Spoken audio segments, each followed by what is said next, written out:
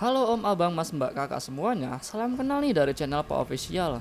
Di video pertama ini kita membahas sebuah film yang berhubungan dengan orang-orang males nih, dan seketika dunianya berubah karena sebuah obat. Jangan marah tersinggung ya kalau saya ngomong on mas. Oke, nggak usah basa-basi karena nanti pasti beneran, karena kita akan langsung aja membahas alur film Limitless 2011. Ada seseorang cowok yang bernama Eddie, orang yang malas, amburadul, berantakan, suka mabok-mabokan, dan sejenisnya. Ya pokoknya diborong dia semua lah kayaknya. Tapi anehnya, si Eddie ini adalah seorang penulis buku, bahkan udah ada kontrak dengan sebuah perusahaan. Gak habis pikir kan, orang begini kok bisa jadi penulis. Meskipun si Eddie ini udah ada kontrak kerja nulis buku, tapi kerjanya kayak orang gabut bener. Di apartemennya santai, dan di luar juga cuma makan minum aja. Jadinya dia belum nulis buku sepatah kata pun, sampai pacarnya pun angkat tangan sama dia. Gak lama dari itu, Eddie yang lagi jalan karena galau, ketemu teman lamanya dan Eddie diajak ngobrol-ngobrol untuk kerjasama untuk jual sebuah obat pintar. Sebagai bukti, Eddie dikasih contoh satu obat serta kartu nama.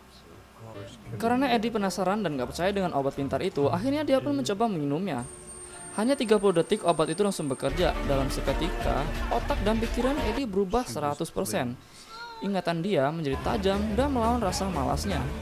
Hingga dia menulis 90 halaman dalam sehari. Nggak kebayang kan? Tapi obat itu hanya kerjanya cuma sehari aja nih.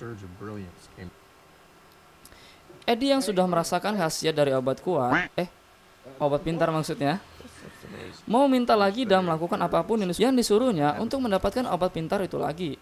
Sesampainya di apartemen temannya, ternyata temannya Eddie sudah dalam keadaan tidak bernyawa, dan Eddie juga menyadari apa penyebab teman tersebut.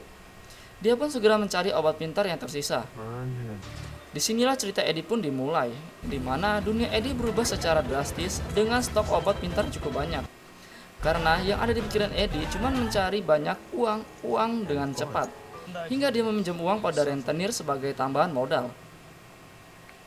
Kesuksesannya yang drastis tersebut mengantarkan Eddie dapat bekerja dengan salah satu orang terpenting dan terkaya. Lambat laun Eddie pun mulai merasakan dampak negatif dari obat pintar tersebut. Dia melakukan segala sesuatu di luar kendali tanpa dia sadari sama sekali. Eddie berpikir dan mencari tahu siapa saja yang pengguna obat pintar. Dari catatan yang ditinggalkan dari temannya yang sudah tidak ada tersebut.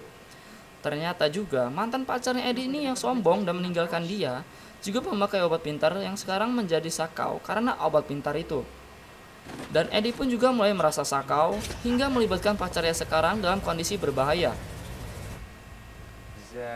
Keresahan dari efek negatif obat pintar membuat Eddie menemukan solusinya dengan mencari cara untuk membuat kembali obat pintar tanpa ada efek samping.